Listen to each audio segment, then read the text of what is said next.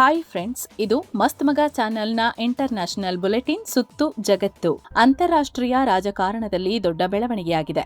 Iran ವಿಚಾರದಲ್ಲಿ ಅಮೆರಿಕಾಗೆ ದಿಗ್ಭ್ರಮೆಯಾಗೋ ಹಾಗೆ Bharat shocking ಹೆಜ್ಜೆ ಇಟ್ಟಿದೆ. ನಮ್ಮ ವಿರುದ್ಧ ತಿರುಗಿ ಬಿದ್ರೆ ನಾವು ಕೂಡ ರಷ್ಯಾ ಮತ್ತು ಚೀನಾ ಥರಾನೇ ಅಮೆರಿಕ ವಿರೋಧಿಗಳ ಪರ ನಿಲ್ಲಬಹುದು ಅನ್ನೋ ಸ್ಟ್ರಾಂಗ್ ಮೆಸೇಜ್ ಅನ್ನ ಭಾರತ ಪಾಸ್ ಮಾಡಿದೆ. ಏನಾಗಿದೆ ಅಂದ್ರೆ, ವಿಶ್ವಸಂಸ್ಥೆಯ ಇಂಪಾರ್ಟೆಂಟ್ ಮತದಾನದಲ್ಲಿ ಭಾರತ ಇರಾನ್ಗೆ ಬೆಂಬಲ ಸೂಚಿಸಿದೆ. ವಿಶ್ವಸಂಸ್ಥೆಯ ಮಾನವ ಹಕ್ಕುಗಳ ಮಂಡಳಿಲಿ ಇರಾನ್ನಲ್ಲಿ ಪ್ರತಿಭಟನೆ ವೇಳೆ ಆಗ್ತಿರೋ ಹಿಂಸಾಚಾರನ ಖಂಡಿಸಿ ರೆಸಲ್ಯೂಷನ್ ಮಂಡಿಸಲಾಗಿತ್ತು. ಇದರಲ್ಲಿ ಇರಾನ್ ನಡೆಸ್ತಿರೋ ಹಿಂಸಾಚಾರನ ಪರಿಶೀಲಿಸಬೇಕು, ಅಂತಾರಾಷ್ಟ್ರೀಯ ತನಿಖಾಧಿಕಾರಿಗಳಿಗೆ ಅವಕಾಶ ಕೊಡಬೇಕು, ಪ್ರತಿಭಟನೆಯ ಹೆಸರಲ್ಲಿ ಅಲ್ಲಿ ಆಗ್ತಿರೋ ಕಾನೂನು ಬಾಹಿರ ಹತ್ಯೆಗಳು, ಬಂಧನದ ಆರೋಪಗಳಿಗೆ ಇರಾನ್ ಉತ್ತರ ನೀಡಬೇಕು ಅಂತ ರೆಸಲ್ಯೂಷನ್ನಲ್ಲಿ ಕರೆ ನೀಡಲಾಗಿದೆ. ಇದನ್ನ ಯುರೋಪ್ ದೇಶಗಳು ಮಂಡಿಸಿದ್ವು. ಇದಕ್ಕೆ ಸಪೋರ್ಟ್ ಮಾಡಿ 25 ರಾಷ್ಟ್ರಗಳು ವೋಟ್ ಹಾಕಿ ರೆಸಲ್ಯೂಷನ್ ಪಾಸ್ ಆಯಿತು. ಸುಮಾರು 14 ದೇಶಗಳು ಗೈರಾಗಿದ್ವು. ಆದ್ರೆ 7 ರಾಷ್ಟ್ರಗಳು ಈ ರೆಸಲ್ಯೂಷನ್ ವಿರುದ್ಧ ವೋಟ್ ಹಾಕಿವೆ. ಇಂಟ್ರೆಸ್ಟಿಂಗ್ ಅಂದ್ರೆ, ವಿಶ್ವದ ಅತಿದೊಡ್ಡ ಪ್ರಜಾಪ್ರಭುತ್ವ ದೇಶ ಭಾರತ ಕೂಡ ಈ ಸಲ ರೆಸಲ್ಯೂಷನ್ ವಿರುದ್ಧ ವೋಟ್ ಹಾಕಿದೆ. ಇರಾಕ್, ಚೀನಾ, ಪಾಕಿಸ್ತಾನ, ಕ್ಯೂಬಾದಂತಹ ದೇಶಗಳು ಇದರ ವಿರುದ್ಧ ವೋಟ್ ಹಾಕಿವೆ. ಇದರ ಜೊತೆಗೆ ಭಾರತ ಕೂಡ ಸೇರ್ಕೊಂಡಿದೆ. ಸಾಮಾನ್ಯವಾಗಿ ಮಾನವ ಹಕ್ಕುಗಳ ಉಲ್ಲಂಘನೆಯಂತ ವಿಚಾರಗಳು ಬಂದಾಗ ಭಾರತ ನ್ಯೂಟ್ರಲ್ ನಿಲುವು ತೋರುತ್ತೆ, ಹೆಚ್ಚಾಗಿ ಗೈರಾಗುತ್ತೆ. ಆದ್ರೆ ಈ ಬಾರಿ ಮಾತ್ರ ಭಾರತದ ನಿಲುವು ಜಾಗತಿಕ ಮಟ್ಟದಲ್ಲಿ ಕುತೂಹಲ ಮೂಡಿಸಿದೆ. ಸದ್ಯ ಈ ತರ ಡಿಸಿಷನ್ ತಗೊಳ್ಳೋಕೆ ಕಾರಣ ಏನು ಅಂತ ಭಾರತ ಸರ್ಕಾರ ಅಧಿಕೃತವಾಗಿ ಹೇಳಿಲ್ಲ. ಆದ್ರೆ ಸರ್ಕಾರಿ ಮೂಲಗಳ ಪ್ರಕಾರ ಈ ನಿರ್ಧಾರದ ಹಿಂದೆ ಸಾಕಷ್ಟು ತಂತ್ರಗಳಿವೆ. ಭಾರತ ಹಿಂದಿನಿಂದಲೂ ವಿಶ್ವಸಂಸ್ಥೆಯಲ್ಲಿ ಒಂದು ತತ್ವ ಪಾಲಿಸುತ್ತಲೇ ಬಂದಿದೆ. ಅದೇನಂದ್ರೆ, ಒಂದೇ ದೇಶವನ್ನ ಟಾರ್ಗೆಟ್ ಮಾಡೋ ರೆಸಲ್ಯೂಷನ್ ನ ಮುಲಾಜಿಲ್ಲದೆ ವಿರೋಧ ಮಾಡೋದು. ಸಾಕಷ್ಟು ಬಾರಿ ಈ ತರ ನಡ್ಕೊಂಡಿದೆ. ಹೀಗಾಗಿ ಇರಾನ್ ವಿಷಯದಲ್ಲಿ ಭಾರತ ನಿಲುವು ತಗೊಂಡಿದೆ ಅಂತ ಅಧಿಕಾರಿಗಳು ಹೇಳಿದ್ದಾರೆ. ಜೊತೆಗೆ ಮಾನವ ಹಕ್ಕುಗಳು ಅಂತ ಬಂದಾಗ ಎಲ್ಲಾ ದೇಶಗಳಿಗೂ ಒಂದೇ ಮಾನದಂಡಗಳು ಅಪ್ಲೈ ಆಗ್ಬೇಕು. ಯಾವುದೋ ಒಂದು ದೇಶವನ್ನ ಟಾರ್ಗೆಟ್ ಮಾಡೋದು ಸರಿಯಲ್ಲ. ಈ ವಿಚಾರನ ನ್ಯಾಯಯುತವಾಗಿ ಹ್ಯಾಂಡಲ್ ಮಾಡಬೇಕು. ಹೀಗಾದ್ರೆ ಮಾತ್ರ ಸಮಸ್ಯೆಗಳನ್ನ ಬಗೆಹರಿಸೋಕೆ ಸಾಧ್ಯ ಅಂತ ಭಾರತದ ನಿಲುವಾಗಿತ್ತು. ಕೇವಲ ಇರಾನ್ನ ಟಾರ್ಗೆಟ್ ಮಾಡಿ ಮಾನವ ಹಕ್ಕುಗಳ ಮಂಡಳಿಯ ಅಧಿವೇಶನ ಕರೆಯೋ ಅಗತ್ಯ ಇರಲಿಲ್ಲ ಅನ್ನೋದು ಭಾರತದ ದೃಷ್ಟಿಕೋನ ಆಗಿತ್ತು. ಹೀಗಾಗಿ ಇದರ ವಿರುದ್ಧ ಮತ ಹಾಕಲಾಗಿದೆ ಅಂತ ಅಧಿಕಾರಿಗಳು ಹೇಳಿದ್ದಾರೆ. ಆದ್ರೆ ಅಂತಾರಾಷ್ಟ್ರೀಯ ಮಟ್ಟದಲ್ಲಿ ಸಾಕಷ್ಟು ಚರ್ಚೆಗಳಾಗ್ತಿವೆ. ಇದು ಅಮೆರಿಕಾಗೆ ಕೊಡ್ತಿರೋ ಮೆಸೇಜ್ ಎನ್ನಲಾಗ್ತಿದೆ. ಯಾಕಂದ್ರೆ ಸದ್ಯ ಇರಾನ್ ಒಳಗೆ ಅಧಿಕಾರ ಬದಲಾವಣೆ ಮಾಡೋಕೆ ಅಮೆರಿಕ ಪ್ಲಾನ್ ಹಾಕಿದೆ, ದಾಳಿ ಮಾಡೋಕು ಯೋಚಿಸಿದೆ. ಇಂಥ ಸಂದರ್ಭದಲ್ಲಿ ಭಾರತದ ನಿಲುವು ಏನಾಗಿರುತ್ತೆ ಅನ್ನೋದು ಮುಖ್ಯ. ಹೀಗಾಗಿ ಅಮೆರಿಕ ಮಾಡಿದ್ದನ್ನೆಲ್ಲ ನಾವು ಒಪ್ತೀವಿ ಅಂತಲ್ಲ ಅನ್ನೋ ಮೆಸೇಜ್ ಪಾಸ್ ಮಾಡಿದೆ ಎನ್ನಲಾಗ್ತಿದೆ. ಜೊತೆಗೆ ಇರಾನ್ನಲ್ಲಿರೋ ಚಬಹರ್ ಬಂದರು ಭಾರತದ ಅತಿದೊಡ್ಡ ಆರ್ಥಿಕ ಹಿತಾಸಕ್ತಿ ಹೊಂದಿರೋ ಪ್ರದೇಶ. ಇದರ ಮೂಲಕ ಭಾರತಕ್ಕೆ ಅಫ್ಘಾನಿಸ್ತಾನ ಮತ್ತು ಸೆಂಟ್ರಲ್ ಏಷ್ಯಾಗೆ ನೇರ ಸಂಪರ್ಕ ಸಿಗುತ್ತೆ. ಇದಕ್ಕಾಗಿ ಭಾರತಕ್ಕೆ ಇರಾನ್ ಜೊತೆ ಒಳ್ಳೆ ಸಂಬಂಧ ಮೇಂಟೈನ್ ಮಾಡೋದು ಅನಿವಾರ್ಯ. ಅಲ್ಲದೆ ಪಾಕ್ ಮತ್ತು ಚೀನಾ ಕಾರಣಕ್ಕೂ ಇರಾನ್ ನಮಗೆ ಬೇಕು. ಹೀಗಾಗಿ ಭಾರತ ರೆಸಲ್ಯೂಷನ್ ವಿರೋಧಿಸಿದೆ ಎನ್ನಲಾಗ್ತಿದೆ. ಇನ್ನು ಈ ನಿರ್ಧಾರದಿಂದ ಇರಾನ್ ತುಂಬಾ ಖುಷಿಯಾಗಿದೆ. ಭಾರತದಲ್ಲಿರೋ ಇರಾನ್ ರಾಯಭಾರಿ ಧನ್ಯವಾದ ತಿಳಿಸಿದ್ದಾರೆ. ಇರಾನ್ ಸರ್ಕಾರಕ್ಕೆ ಭಾರತ ನೀಡಿದ ದೃಢ ಬೆಂಬಲಕ್ಕೆ ತುಂಬಾ ಥ್ಯಾಂಕ್ಸ್. ನ್ಯಾಯ, ಬಹುಪಕ್ಷೀಯತೆ ಮತ್ತು ರಾಷ್ಟ್ರೀಯ ಸಾರ್ವಭೌಮತ್ವಕ್ಕೆ ಭಾರತ ಎಷ್ಟು ಕಮಿಟ್ ಆಗಿದೆ ಅನ್ನೋದನ್ನ ಇದು ಬಿಂಬಿಸುತ್ತೆ ಅಂತ ಹೇಳಿದ್ದಾರೆ. ಹಾಗೆ ವಿಶ್ವಸಂಸ್ಥೆಯಲ್ಲಿ ಮಂಡಿಸಲಾದ ರೆಸಲ್ಯೂಷನ್ ನ ಅನ್ಯಾಯ ಮತ್ತು ರಾಜಕೀಯ ಪ್ರೇರಿತ ಅಂತ ಕರೆದಿದೆ. ಈ ನಡುವೆ ಇರಾನ್ ಕಡೆಯಿಂದ ಮತ್ತೊಂದು ಸುದ್ದಿ ಬರ್ತಿದೆ. ಇರಾನ್ನ ಸುಪ್ರೀಂ ಲೀಡರ್ ಅಯಾತುಲ್ಲಾ ಅಲಿ ಖಾಮಿನೈ ಬಂಕರ್ ಸೇರ್ಕೊಂಡಿದ್ದಾರೆ ಅಂತ ವರದಿಯಾಗಿದೆ. ಇರಾನ್ ಇಂಟರ್ ನ್ಯಾಷನಲ್ ಸುದ್ದಿ ಸಂಸ್ಥೆ ಈ ಮಾಹಿತಿ ಕೊಟ್ಟಿದೆ. ಖಾಮಿನೈ ಭದ್ರವಾದ ಅಂಡರ್ ಗ್ರೌಂಡ್ ಬಂಕರ್ ಒಳಗೆ ಕೂತಿದ್ದಾರೆ. ಯಾವುದೇ ತರಹದ ದಾಳಿಯಾದ್ರೂ ಅದಕ್ಕೆ ಅಲುಗಾಡದೆ ನಿಲ್ಲೋ ಶಕ್ತಿ ಇದೆ. ಇದ್ರೊಳಗೆ ಅನೇಕ ಟನಲ್ಗಳು ಸೀಕ್ರೆಟ್ ಆಗಿ ಕನೆಕ್ಟ್ ಆಗಿವೆ. ಖಾಮಿನೈನ 3ನೇ ಮಗ ಮಸೌದ್ ಖಾಮಿನೈ ಆಡಳಿತ ನೋಡ್ಕೋತಿದ್ದಾರೆ ಅಂತ ಉಲ್ಲೇಖಿಸಲಾಗಿದೆ. ಸದ್ಯ ಅಮೆರಿಕ ಇರಾನ್ ಮೇಲೆ ಯಾವ ಕ್ಷಣ ದಾಳಿ ಮಾಡಬಹುದು ಅನ್ನೋ ವಾತಾವರಣ ಇದೆ. ಅಮೆರಿಕ ಮತ್ತು ಯುರೋಪ್ ಏರ್ಲೈನ್ಸ್ಗಳು ಈಗಾಗಲೇ ಮಿಡಲ್ ಈಸ್ಟ್ ನಲ್ಲಿ ವಿಮಾನ ಹಾರಾಟವನ್ನ ಬಂದ್ ಮಾಡಿವೆ. ಈ ಕಡೆ ಅಮೆರಿಕ ಕೂಡ ತನ್ನ ಘಾತುಕ ಯುದ್ಧ ನೌಕೆಗಳನ್ನ ಇರಾನ್ ಕಡೆಗೆ ಮೂವ್ ಮಾಡ್ತಿದೆ. ಈ ಸಲ ಅಮೆರಿಕ ದಾಳಿ ಮಾಡಬಹುದು ಅನ್ನೋ ದಟ್ಟವಾದ ಸೂಚನೆ ಇರಾನ್ಗೂ ಸಿಕ್ಕಿದೆ. ಹೀಗಾಗಿ ಈಗ ಅಮೆರಿಕದ ಸಂಭಾವ್ಯ ದಾಳಿಯಿಂದ ರಕ್ಷಿಸಿಕೊಳ್ಳೋಕೆ ಖಮೀನಿ ಅವರನ್ನ ಬಂಕರ್ಗೆ ಕಳಿಸಲಾಗಿದೆ ಅಂತ ಹೇಳಲಾಗ್ತಿದೆ. ಸದ್ಯ ಇರಾನ್ ಸರ್ಕಾರ ಈ ಬಗ್ಗೆ ಯಾವುದೇ ಅಧಿಕೃತ ಹೇಳಿಕೆ ಕೊಟ್ಟಿಲ್ಲ. ಆದ್ರೆ ಭಾರತದಲ್ಲಿರೋ ಇರಾನ್ ರಾಜತಾಂತ್ರಿಕ ಅಧಿಕಾರಿ ಅಡ್ಡಗೋಡೆ ಮೇಲೆ ದೀಪ ಇಟ್ಟಂತೆ ಹೇಳಿದ್ದಾರೆ. ಖಾಮಿನೈ ಅವರು ಅಂಡರ್ ಗ್ರೌಂಡ್ ಬಂಕರ್ನಲ್ಲಿ ಇಲ್ಲ, ಬದಲಿಗೆ ಸುರಕ್ಷಿತವಾದ ಜಾಗದಲ್ಲಿದ್ದಾರೆ. ಎಲ್ಲಾ ನಾಯಕರಂತೆ ಅವರು ಕೂಡ ತಮ್ಮ ಸುರಕ್ಷತೆಗಾಗಿ ಹೀಗೆ ಮಾಡಿದ್ದಾರೆ. ಅವರು ಈಗಲೂ ಅಧಿಕಾರಿಗಳೊಂದಿಗೆ ಅಗತ್ಯ ಮೀಟಿಂಗ್ಗಳನ್ನ ನಡೆಸುತ್ತಿದ್ದಾರೆ. ಇರಾನ್ ವಿದೇಶಿ ಶಕ್ತಿಗಳಿಗೆ ಹೆದರಲ್ಲ, ಯಾವುದೇ ತರಹದ ಆಕ್ರಮಣದಿಂದ ತನ್ನನ್ನು ತಾನು ರಕ್ಷಿಸಿಕೊಳ್ಳೋಕೆ ಸಿದ್ಧ ಅಂತ ಮುಂಬೈನಲ್ಲಿರೋ ಇರಾನ್ನ ಕಾನ್ಸುಲ್ ಜನರಲ್ ಸೈಯದ್ ರೆಜಾ ಮೊಸಾಯೆಬ್ ಹೇಳಿದ್ದಾರೆ. ಇನ್ನೊಂದ್ ಕಡೆ ಅಮೆರಿಕ ಇರಾನ್ ಮೇಲೆ ತನ್ನ ಸ್ಯಾಂಕ್ಷನ್ಸ್ ಪ್ರಹಾರ ಮುಂದುವರೆಸಿದೆ. ಇರಾನ್ನ ಒಟ್ಟು 9 ಹಡಗು ಹಡಗುಗಳಿಗೆ ಅಮೆರಿಕ ಹೊಸ ಸ್ಯಾಂಕ್ಷನ್ಸ್ ಹೇರಿದೆ. ಇವೆಲ್ಲ ಇರಾನ್ನ ಶಾಡೋ ಫ್ಲೀಟ್ಗಳು ಅಂತ ಅಮೆರಿಕದ ಟ್ರೆಜರಿ ಡಿಪಾರ್ಟ್ಮೆಂಟ್ ಹೇಳಿದೆ. ಶಾಡೋ ಫ್ಲೀಟ್ ಅಂದ್ರೆ ಸ್ಯಾಂಕ್ಷನ್ಸ್ ಬೈಪಾಸ್ ಮಾಡಿ ತೈಲ ಸರಕುಗಳನ್ನ ಮಾರಾಟ ಮಾಡೋಕೆ ಬಳಸೋ ಹಡಗುಗಳು. ಅವುಗಳ ಮೇಲೆ ನಿರ್ಬಂಧ ಹೇರಿದೆ. ಇನ್ನು ಭೀಕರ ಹಿಮಮಾರುತದಿಂದ ಅಮೆರಿಕದಲ್ಲಿ ದೊಡ್ಡ ಸಮಸ್ಯೆಯಾಗಿದೆ. ಈಗ 13,000ಕ್ಕಿಂತ ಹೆಚ್ಚು ವಿಮಾನಗಳು ರದ್ದಾಗಿವೆ. ಹಲವು ವಿಮಾನಗಳ ಸಂಚಾರದಲ್ಲಿ ಡಿಲೇ ಕೂಡ ಆಗಿದೆ. ರಸ್ತೆಗಳ ಪರಿಸ್ಥಿತಿ ಅಂತೂ ಅಯೋಮಯ ಆಗಿದೆ. ರಸ್ತೆ ಮೇಲೆ ಹಿಮದ ಬೆಟ್ಟಗಳೇ ಎದ್ದೇಳ್ತಿವೆ.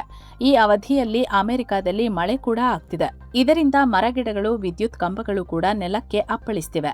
ಇದರಿಂದ ವಿದ್ಯುತ್ ಸಂಪರ್ಕ ಕೂಡ ಕಟ್ ಆಗಿದೆ. ಸುಮಾರು 1,60,000 ಮನೆಗಳಿಗೆ ಕರೆಂಟ್ ಇಲ್ಲ. ಲೂಸಿಯಾನಾ, ಟೆಕ್ಸಾಸ್ನಲ್ಲಿ ಭಾರೀ ಸಮಸ್ಯೆಯಾಗಿದೆ. Alabama, Arkansas, Delaware, Georgia, Kentucky, Mississippi, Missouri, New Jersey, New York, North Carolina, Ohio, South Carolina ಸೇರಿ 20 ರಾಜ್ಯಗಳಲ್ಲಿ ತುರ್ತು ಪರಿಸ್ಥಿತಿ ಘೋಷಿಸಲಾಗಿದೆ. ಅರ್ಧಕ್ಕರ್ಧ ಅಮೆರಿಕ ಹಿಮದಿಂದ ತೊಂದರೆಗೀಡಾಗಿದೆ. 25 ಕೋಟಿ ಜನರ ಮೇಲೆ ಇದರ ಪರಿಣಾಮ ಆಗಿದೆ. ಪ್ರವಾಸಿಗರ ಸ್ವರ್ಗ ಭಾರತದ ಅಂಡಮಾನ್ ನಿಕೋಬಾರ್ ದ್ವೀಪಗಳ ಬಗ್ಗೆ ಬೇಸರ ತರಿಸೋ ಸುದ್ದಿ ಹೊರಬಿದ್ದಿದೆ. ಅಂಡಮಾನ್ನ ಸುಂದರವಾದ ಬೀಚ್ಗಳಲ್ಲಿ ದೊಡ್ಡ ಮಟ್ಟದ ಕಸದ ರಾಶಿ ಕಂಡು ಬಂದಿದೆ. ಈ ಕಸನ ಅಲ್ಲಿನ ಜನ ಹಾಕಿದ್ದಲ್ಲ, ಬದಲಿಗೆ ಥೈಲ್ಯಾಂಡ್, ಮಯನ್ಮಾರ್ ಮತ್ತು ಮಲೇಷ್ಯಾ ದೇಶಗಳಿಂದ ತೇಲ್ಕೊಂಡು ಬಂದಿವೆ. ಓಷನ್ ಕರೆಂಟ್ ಅಥವಾ ಸಮುದ್ರದ ಪ್ರವಾಹ ಕಾರಣದಿಂದ ಈ ತರ ಆಗಿದೆ. ಇದಕ್ಕೆ ಸ್ಥಳೀಯರು ಆಕ್ರೋಶ ಹೊರಹಾಕಿದ್ದಾರೆ. ಅಕ್ಕಪಕ್ಕದ ದೇಶದ ಬೇಜವಾಬ್ದಾರಿಯಿಂದ ನಮ್ಮ ಸುಂದರ ತಾಣಗಳು ಹಾಳಾಗ್ತಿವೆ. ರಾಶಿ ಪ್ಲಾಸ್ಟಿಕ್ಗಳು ಬಂದು ಮಲಿನ ಮಾಡ್ತಿವೆ ಅಂತ ಹೇಳಿದ್ದಾರೆ.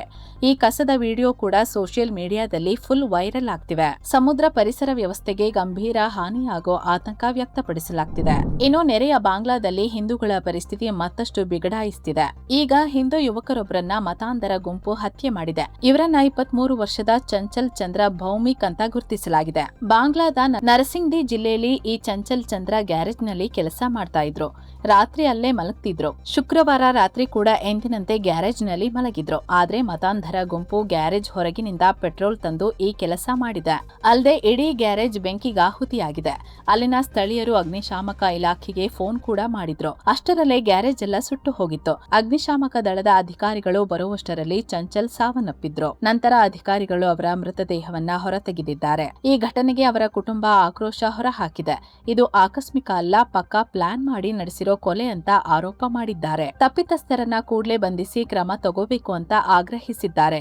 ಇನ್ನು ಈ ಘಟನೆ ಅಲ್ಲಿನ ಅಲ್ಪಸಂಖ್ಯಾತ ಹಿಂದೂಗಳಲ್ಲಿ ಮತ್ತಷ್ಟು ಭಯ ಹುಟ್ಟಾಕಿದೆ. ಅಲ್ಪಸಂಖ್ಯಾತರ ರಕ್ಷಣೆ ಬಗ್ಗೆ ಕಳವಳ ಹೊರಹಾಕಿದ್ದಾರೆ. ಇನ್ನು ಈ ಕ್ರೂರ ಘಟನೆಯ ಬಗ್ಗೆ ಅಲ್ಲಿನ ಪೊಲೀಸರು ಸಿಸಿಟಿವಿ ಫುಟೇಜ್ ಪರಿಶೀಲಿಸಿ ತನಿಖೆ ಶುರು ಮಾಡಿದ್ದಾರೆ. ಭಾರತದ ವಿರುದ್ಧ ಬಾಂಗ್ಲಾ ಮತ್ತೊಂದು ದುಸ್ಸಾಹಸಕ್ಕೆ ಕೈ ಹಾಕಿದೆ. ಗಂಗಾ ನೀರು ಹಂಚಿಕೆ ಒಪ್ಪಂದಕ್ಕೆ ಸೆಡ್ಡು ಹೊಡೆಯೋಕೆ ಮುಂದಾಗಿದೆ. 1996ರಲ್ಲಿ ಅಂದ್ರೆ ದೇವೇಗೌಡರು ಪ್ರಧಾನಿಯಾಗಿದ್ದಾಗ ಭಾರತ ಮತ್ತು ಬಾಂಗ್ಲಾ ಮಧ್ಯೆ ಗಂಗಾ ನೀರು ಹಂಚಿಕೆ ಒಪ್ಪಂದ ಆಗಿತ್ತು. ಇದರ ಪ್ರಕಾರ ಪಶ್ಚಿಮ ಬಂಗಾಳದ ಫರಕ್ಕಾ ಬ್ಯಾರೇಜ್ ಮೂಲಕ ಹರಿಯೋ ಗಂಗಾ ನದಿ ನೀರಿನಲ್ಲಿ ಸುಮಾರು 50% ನೀರನ್ನ ಭಾರತ ಬಾಂಗ್ಲಾಗೆ ಬಿಡಬೇಕು. ಆದ್ರೆ 30 ವರ್ಷಗಳ ಈ ಅಗ್ರಿಮೆಂಟ್ ಮುಂಬರೋ ಡಿಸೆಂಬರ್ಗೆ ಮುಗೀತಿದೆ. ಇದನ್ನ ರಿನಿವಲ್ ಮಾಡ್ಕೊಳ್ಳೋಕೆ ಆಗಿರೋ ಮಾತುಕತೆಗಳೆಲ್ಲ ಸದ್ಯಕ್ಕೆ ಹಳ್ಳ ಹಿಡಿದಿವೆ. ಹೀಗಾಗಿ ಬಾಂಗ್ಲಾದ ರಾಜಬರಿ ಡಿಸ್ಟ್ರಿಕ್ಟ್ನ ಪಂಗ್ಯಾ ಅನ್ನೋ ಕಡೆ ಪದ್ಮಾ ನದಿಗೆ ಅಡ್ಡಲಾಗಿ ಬೃಹತ್ ಬ್ಯಾರೇಜ್ ಕಟ್ಟೋಕೆ ಪ್ಲಾನ್ ಅನೌನ್ಸ್ ಮಾಡಿದೆ. ಒಪ್ಪಂದದ ಕಥೆ ಏನಾದ್ರೂ ಆಗಲಿ, ಫರಕ್ಕಾ ಬ್ಯಾರೇಜ್ ನಿಂದ ನಮಗೆ ಸರಿಯಾದ ನೀರು ಸಿಗ್ತಿಲ್ಲ, ಸೊ ನಾವೇ ಮಳೆ ನೀರನ್ನ ಸ್ಟೋರ್ ಮಾಡ್ಕೋತೀವಿ ಅಂತ ಬಾಂಗ್ಲಾ ಹೇಳ್ತಿದೆ. ಆದ್ರೆ ಇಲ್ಲಿ ಅಸಲಿ ವಿಷಯ ಬೇರೆನೇ ಇದೆ. ಈ ಪ್ರಾಜೆಕ್ಟ್ಗೆ ಚೀನಾ ಅಥವಾ ವರ್ಲ್ಡ್ ಬ್ಯಾಂಕ್ನಿಂದ ಫಂಡಿಂಗ್ ತರೋಕೆ ಬಾಂಗ್ಲಾ ಪ್ಲಾನ್ ಮಾಡ್ತಿದೆ. ಒಂದ್ ವೇಳೆ ಈ ಗ್ಯಾಪ್ ಅಲ್ಲಿ ಚೀನಾ ಏನಾದ್ರೂ ಇಲ್ಲಿ ಎಂಟ್ರಿ ಕೊಟ್ರೆ ಅದು ಭಾರತದ ಭದ್ರತೆ ಮತ್ತು ವಾಟರ್ ಮ್ಯಾನೇಜ್ಮೆಂಟ್ಗೆ ದೊಡ್ಡ ತಲೆನೋವಾಗಬಹುದು. ಹೀಗಾಗಿ ಈ ವಿಷಯ ಭಾರತದಲ್ಲೂ ಬಿಸಿ ಬಿಸಿ ಚರ್ಚೆಗೆ ಕಾರಣವಾಗ್ತಿದೆ. ಬಾಂಗ್ಲಾ ಭಾರತ ಸಂಬಂಧ ಇನ್ನಷ್ಟು ಹಳ್ಳ ಹಿಡಿಯೋ ಸೂಚನೆ ಕಾಣ್ತಿದೆ. ಇನ್ನೊಂದ್ ಕಡೆ ಇದೇ ಬಾಂಗ್ಲಾ ಫೆಬ್ರವರಿ 12ರ ಎಲೆಕ್ಷನ್ಗೆ ಸಿದ್ಧತೆ ಮಾಡ್ಕೊಳ್ತಿದೆ. ಆದ್ರೆ ಮೈನಾರಿಟಿಗಳ ಪರ ಅಂತ ಗುರ್ತಿಸಿಕೊಳ್ತಿದ್ದ ಹಸೀನಾರ ಅವಾಮಿ ಲೀಗ್ ಅನ್ನ ಬ್ಯಾನ್ ಮಾಡಲಾಗಿದೆ. ಹೀಗಾಗಿ ಒಟ್ಟು 350 ಸ್ಥಾನಗಳ ಪೈಕಿ ಈ ಸಲ 80 ಅಲ್ಪಸಂಖ್ಯಾತ ಅಭ್ಯರ್ಥಿಗಳು ಕಣಕ್ಕಿಳಿದಿದ್ದಾರೆ. ಖಲೀದಾ ಜಿಯಾರಾ ಬಿಎನ್ಪಿ, ಜಮಾತ್ ಇ ಇಸ್ಲಾಮಿ ಸೇರಿದಂತೆ ಇತರ ಕೆಲ ಸಣ್ಣ ಪುಟ್ಟ ಪಕ್ಷಗಳೆಲ್ಲ ಸೇರಿ 68 ಅಭ್ಯರ್ಥಿಗಳ ಸ್ಪರ್ಧೆಗೆ ಅವಕಾಶ ಕೊಟ್ಟಿದೆ.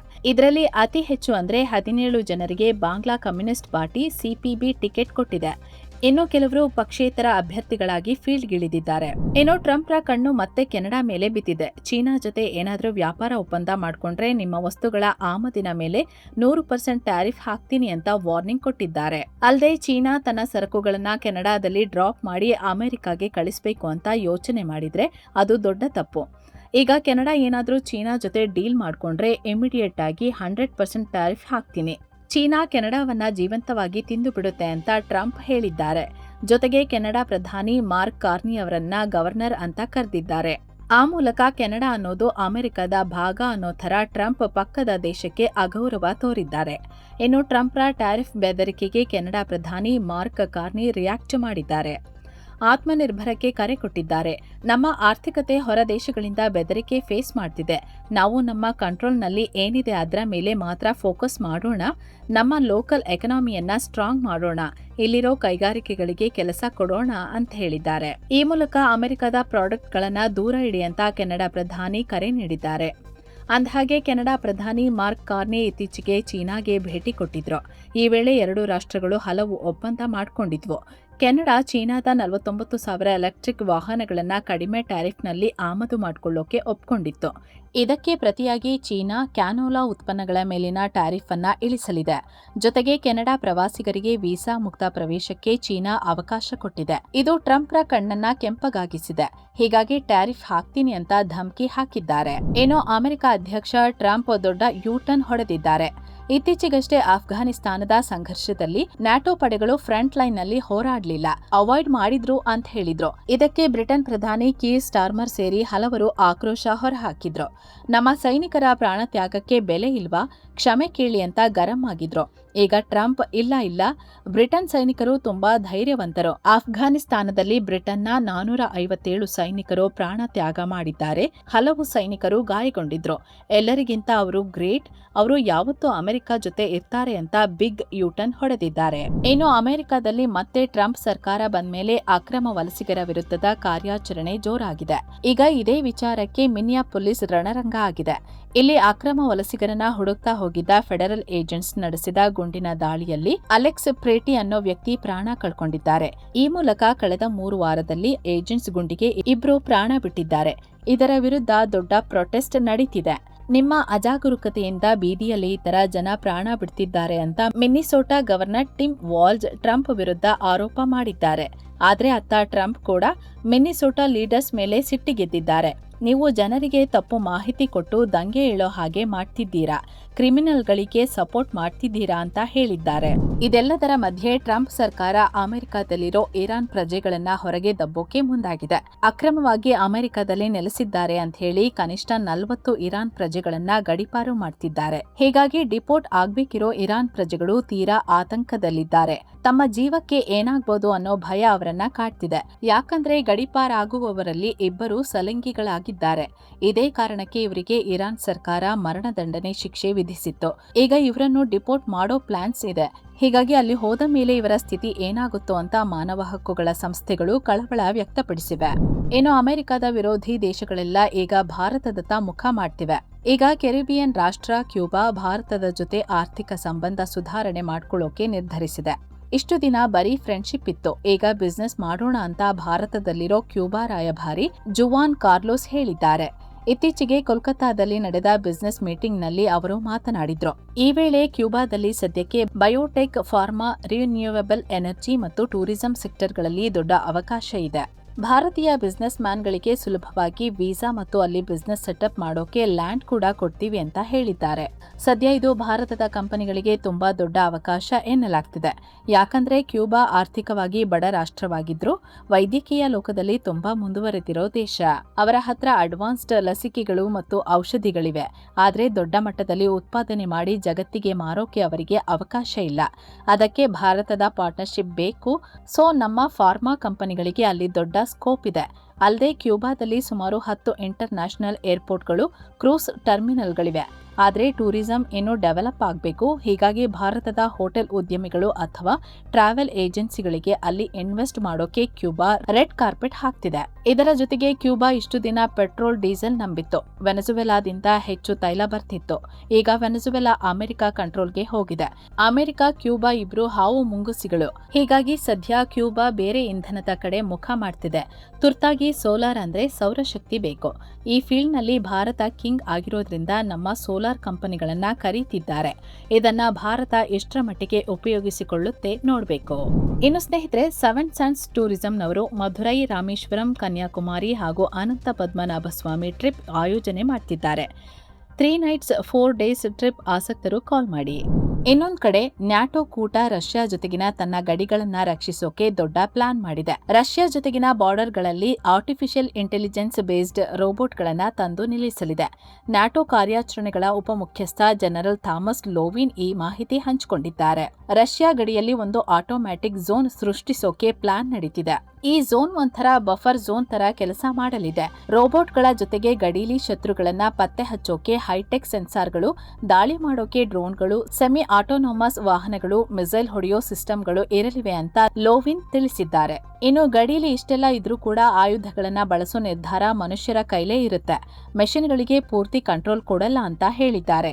ಇನ್ನು ಸೆನ್ಸಾರ್ಗಳನ್ನ ಭೂಮಿ, ಸ್ಪೇಸ್, ಆಕಾಶ ಮತ್ತು ಸೈಬರ್ ಸ್ಪೇಸ್ನಲ್ಲಿ ಇಡ್ತಿವೆ. ಸಾವಿರಾರು ಕಿಲೋಮೀಟರ್ ದೂರದಿಂದಲೇ ಶತ್ರುಗಳ ಮೂವ್ಮೆಂಟ್ ಗೊತ್ತಾಗುತ್ತೆ. ತಕ್ಷಣ ನ್ಯಾಟೋ ರಾಷ್ಟ್ರಗಳಿಗೆ ರಿಯಲ್ ಟೈಮ್ನಲ್ಲಿ ಮೆಸೇಜ್ ಹೋಗುತ್ತೆ ಅಂತ ಈ ಲೋವಿನ್ ತಿಳಿಸಿದ್ದಾರೆ. ಸದ್ಯ ಪೋಲೆಂಡ್, ರೊಮೇನಿಯಾದಲ್ಲಿ ಇದರ ಟೆಸ್ಟಿಂಗ್ ನಡೀತಾ ಇದೆ. 2027ರ ಹೊತ್ತಿಗೆ ಈ ಸಿಸ್ಟಮ್ ಪೂರ್ತಿ ರೆಡಿ ಆಗಲಿದೆ ಅಂತ ಮಾಹಿತಿ ಸಿಕ್ಕಿದೆ. ಇನ್ನು ರಷ್ಯಾ ಯುಕ್ರೇನ್ ನಡುವಿನ ಯುದ್ಧ ಸದ್ಯಕ್ಕೆ ನಿಲ್ಲೋ ತರ ಕಾಣ್ತಿಲ್ಲ. ಅಮೆರಿಕ ಮಧ್ಯಸ್ಥಿಕೆಯಲ್ಲಿ ಯುಎಇಯಲ್ಲಿ ನಡೆಸಿದ ಮಾತುಕತೆಯಲ್ಲಿ ಯಾವುದೇ ತೀರ್ಮಾನ ಆಗಿಲ್ಲ. ಮಾತುಕತೆ ಆಗ್ತಿರೋ ಟೈಮಲ್ಲಿ ರಷ್ಯಾ ಯುಕ್ರೇನ್ ಮೇಲೆ 396 ಡ್ರೋನ್ ಹಾಗೂ ಮಿಸೈಲ್ಗಳ ಮೂಲಕ ದಾಳಿ ಮಾಡಿತ್ತು. ಹೀಗಾಗಿ ಮುಂದಿನ ವಾರಾಂತ್ಯದಲ್ಲಿ ಮತ್ತೊಂದು ಸುತ್ತಿನ ಸಭೆ ಮಾಡೋಣ ಅಂತ ಹೇಳಿ 3 ದೇಶಗಳು ಎದ್ದು ಹೋಗಿವೆ. ಆದ್ರೆ ಅಮೆರಿಕ ಮಾತ್ರ ಇದೊಂದು ಬಿಗ್ ಸ್ಟೆಪ್ ಅಂತ ಕರೆದಿದೆ. ಇಷ್ಟು ದಿನ ಒಬ್ರಿಗೊಬ್ರು ದಾಳಿ ಮಾಡ್ತಿದ್ದವರು ಈಗ ಒಟ್ಟಿಗೆ ಕೂತು ಮಾತಾಡ್ತಿದ್ದಾರೆ. ನೆಕ್ಸ್ಟ್ ರೌಂಡ್ ಮೀಟಿಂಗ್ ಫೆಬ್ರವರಿ 1ಕ್ಕೆ ಯುಎಇನಲ್ಲಿ ನಡೆಯಲಿದೆ ಅಂತ ಅಮೆರಿಕದ ಅಧಿಕಾರಿಗಳು ಹೇಳಿದ್ದಾರೆ. ಅಮೆರಿಕದ H-1B ವೀಸಾ ಇರೋ ಭಾರತೀಯ ಟೆಕ್ಕಿಗಳು ರಜೆಗೆ ಅಥವಾ ವೀಸಾ ಸ್ವ್ಯಾಪಿಂಗ್ ಮಾಡಿಸಿಕೊಳ್ಳೋಕೆ ಅಂತ ಕಳೆದ ವರ್ಷ ಭಾರತಕ್ಕೆ ಬಂದಿದ್ರು. ಆದ್ರೆ ಈಗ ಅವರೆಲ್ಲ ವಾಪಸ್ ಅಮೆರಿಕಾಗೆ ಹೋಗೋಕೆ ಆಗದೆ ಇಲ್ಲೇ ಲಾಕ್ ಆಗಿದ್ದಾರೆ. ವೀಸಾ ಇಂಟರ್ವ್ಯೂಗೆ ಸ್ಲಾಟ್ ಬುಕ್ ಮಾಡೋಕೆ ಹೋದ್ರೆ 2027ರ ಡೇಟ್ಸ್ ತೋರಿಸ್ತಿದೆ. ಅಂದ್ರೆ ಇನ್ನು 1.5 ವರ್ಷ. ಹೀಗಾಗಿ ತುಂಬಾ ಜನರಿಗೆ ಗೊಂದಲ ಆಗಿದೆ. ವೀಸಾ ಅರ್ಜಿದಾರರು ಸೋಷಿಯಲ್ ಮೀಡಿಯಾ ಅಕೌಂಟ್ಸ್ ಚೆಕ್ ಮಾಡ್ತಿರೋದ್ರಿಂದ ಈ ಡಿಲೇ ಆಗ್ತಿದೆ ಅಂತ ಹೇಳಲಾಗ್ತಿದೆ. ಇನ್ನು ಇಂಡೋನೇಷ್ಯಾದ ವೆಸ್ಟ್ ಜಾವಾ ಪ್ರಾಂತ್ಯದಲ್ಲಿ ದೊಡ್ಡ ಪ್ರಕೃತಿ ವಿಕೋಪ ಸಂಭವಿಸಿದೆ. ಮಳೆಯಿಂದಾಗಿ ಅಲ್ಲಿನ ವೆಸ್ಟ್ ಬಾಂಡುಂಗ್ ಪ್ರದೇಶದಲ್ಲಿ ಭೂಕುಸಿತ ಸಂಭವಿಸಿದೆ. ಕ್ಷಣಾರ್ಧದಲ್ಲೇ ಹಳ್ಳಿ ಮಣ್ಣಲ್ಲಿ ಮುಚ್ಚೋಗಿದೆ. ಈ ದುರಂತದಲ್ಲಿ ಸದ್ಯಕ್ಕೆ 7 ಜನ ತೀರಿಕೊಂಡಿದ್ದಾರೆ. 82 ಜನ ನಾಪತ್ತೆಯಾಗಿದ್ದಾರೆ. ರಕ್ಷಣಾ ತಂಡಗಳು ಹುಡುಕಾಟ ನಡೆಸುತ್ತಿವೆ. ಆದ್ರೆ ಅಲ್ಲಿನ ಕೆಟ್ಟ ಹವಾಮಾನ ಮತ್ತು ಕುಸಿತಿರೋ ಮಣ್ಣಿನಿಂದಾಗಿ ರಕ್ಷಣಾ ಕಾರ್ಯಕ್ಕೆ ಅಡ್ಡಿಯಾಗ್ತಿದೆ. ಇನ್ನೊಂದ್ ಕಡೆ ಚೀನಾ ಸೇನೆಯಲ್ಲಿ ದೊಡ್ಡ ಘಟನೆಯಾಗಿದೆ. ಜನರಲ್ ಜಾಂಗ್ ಯುಕ್ಸಿಯಾ ಅನ್ನೋರನ್ನ ಸೇನೆಯಿಂದ ಪದಚ್ಯುತಗೊಳಿಸಲಾಗಿದೆ. ಚೀನಾದ ಕಮ್ಯುನಿಸ್ಟ್ ಪಾರ್ಟಿಯ ಶಿಸ್ತು ಮತ್ತು ಕಾನೂನುಗಳನ್ನ ಉಲ್ಲಂಘನೆ ಮಾಡಿದ್ದಾರೆ ಅಂತ ಇವರನ್ನ ತನಿಖೆಗೆ ಒಳಪಡಿಸಲಾಗಿತ್ತು. ಈಗ ರಿಮೂವ್ ಮಾಡಲಾಗಿದೆ. ಅಂದಹಾಗೆ ಈ ಜಾಂಗ್ ಯುಕ್ಸಿಯಾ ಚೀನಾದ ಸೆಂಟ್ರಲ್ ಮಿಲಿಟರಿ ಕಮಿಷನ್ ನ ವೈಸ್ ಚೇರ್ಮನ್ ಆಗಿದ್ರು. ಜಿನ್ಪಿಂಗ್ ಬಿಟ್ರೆ ಈ ಜಾಂಗ್ ಯುಕ್ಸಿಯಾನೇ ಚೀನಾ ಸೇನೆಯಲ್ಲಿ ನಂಬರ್ 1 ಅಧಿಕಾರಿಯಾಗಿದ್ರು. ಇನ್ನು ಇನ್ನೊಬ್ಬ ಅಧಿಕಾರಿ ಸೆಂಟ್ರಲ್ ಮಿಲಿಟರಿ ಕಮಿಷನ್ ನ ಮೆಂಬರ್ ಆಗಿರೋ ಜನರಲ್ ಲಿಯು ಜೆನ್ಲಿ ವಿರುದ್ಧ ತನಿಖೆ ಕಂಟಿನ್ಯೂ ಆಗಿದೆ. ಸೊ ಫ್ರೆಂಡ್ಸ್, ಇದಾಗಿತ್ತು ಇವತ್ತಿನ ಜಗತ್ತಿನ ಸುತ್ತಾಟ. ಮತ್ತೆ ಭೇಟಿಯಾಗ್ತಿರೋಣ. ನಮಸ್ಕಾರ.